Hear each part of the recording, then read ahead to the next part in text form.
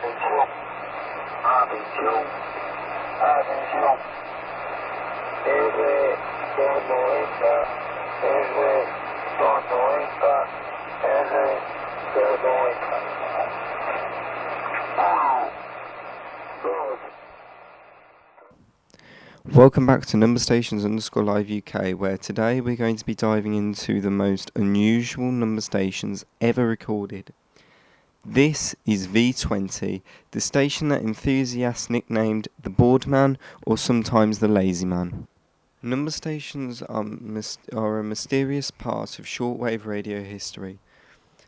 They broadcast seemingly random strings of numbers, words or tones, and their purpose has long been believed to be transmission of coded instructions to intelligence agents over the years. Enthusiasts has catalogued many of these stations, from the cold mechanical voice of the Lincolnshire poacher to the strange melodies of the Swedish Rhapsody, but V20 stood out because it was unmistakably human. Unlike most number stations which relied on machines, recordings or synthesized voices, V20 used a live announcer listeners would pick up as a man's voice, sometimes even a woman's voice, reading numbers in Spanish. And unlike the clinical style of most spy broadcasts, the announcer often sounded distracted, bored, and at most times disinterested in the task at hand. The broadcast was mainly heard during the 1990s, and evidence points strongly towards Cuba as the source. This lines up with other known Cuban number stations such as V02, which has been conspicuously linked to the Cuban intelligence operations. In fact, in the 1998, when a major Cuban spy network in the United States, known as Red Avispa, or the Wasp Network, was taken down, V20 also vanished. The timing was too close to be ignored, and many researchers believed that V20 may have been a communications channel used by that same network. The broadcast was mainly heard during the 1990s, and evidence strongly points towards Cuba as the source. This lines up with the other known Cuban number stations such as V02, which has been A typical transmission of V20 would begin with the word Atención, meaning attention in Spanish. After that, an announcer would repeat a short identifier group such as R290, R290, R290. Then, instead of launching into a long coded sequence, the announcer would count slowly upwards, unos, dos, tres, hatsa, dice. The word count would then reach 10, then reset, and the cycle would continue up for 30 minutes. This was the most highly unusual number station transmit long coded messages, often hundreds of groups of 5-figure groups. But V20 sometimes sounded more like a radio test pattern than an actual intelligence broadcast, and yet the consistency of its schedule and the repetitive of its style suggests that it has had a purpose.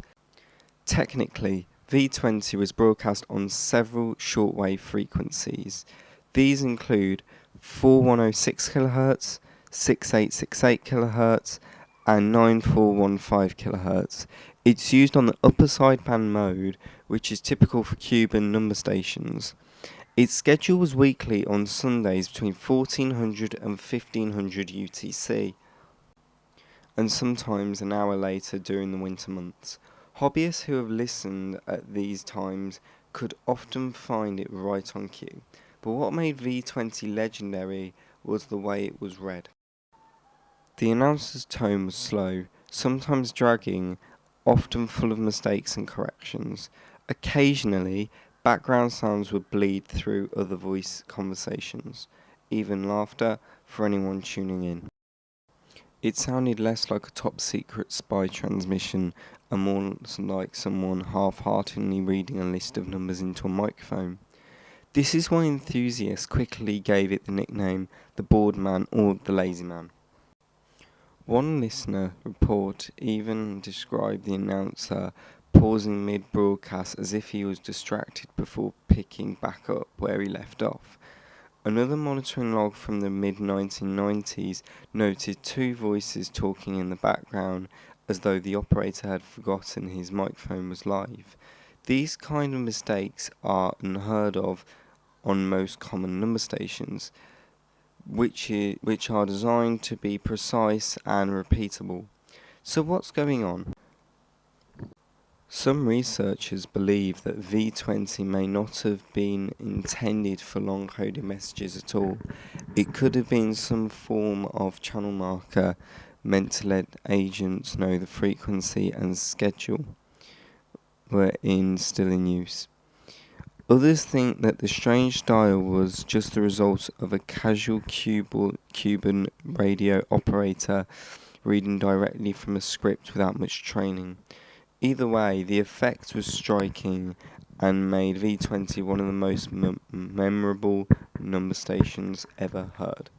I am now going to play you a short snippet of the V20 broadcast so you can hear what V20 sounds like. Atención, atención, atención. R290, R290, R290.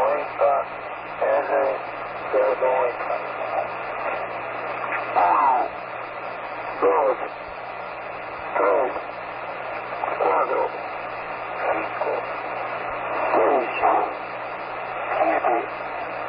5, 6, 7, 8, 9, 10. To put into context, Cuba has a long history of using number stations for espionage. In fact, Cuban intelligence officers were caught in the United States with a shortwave radio and one-time pads, confirming beyond doubt that these broadcasts were real spy communications. In the 1998 trial of the Cuban 5, FBI evidence was included intercepted shortwave transmissions from Cuban stations, so while V20 may have sounded sloppy, there's a slight doubt that it could have a role in the broader system of communication. After 1998, V20 was never heard again. This matches perfectly with the downfall of the Wasp Network. Once the spy ring was compromised and its members arrested, there would have been no more reason to continue using this channel. Its sudden disappearance strongly suggests that it was tied to that operation. For enthusiasts, through V20 has lived on as one of the most fascinating number stations of all time. It was proof that not all stations followed by the same cold machine-like sound. Some were mistakenly human, with flaws and quirks that come from that.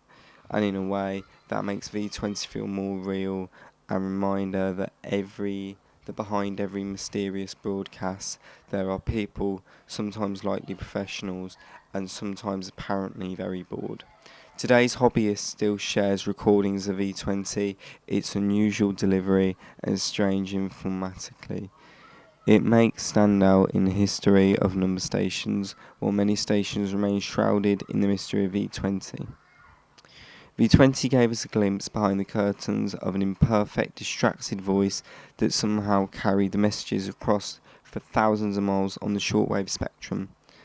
And that's the story of V20, the Boardman, a Cuban number station that was sloppy as it had its mysterious, and one that has been disappeared forever in 1998.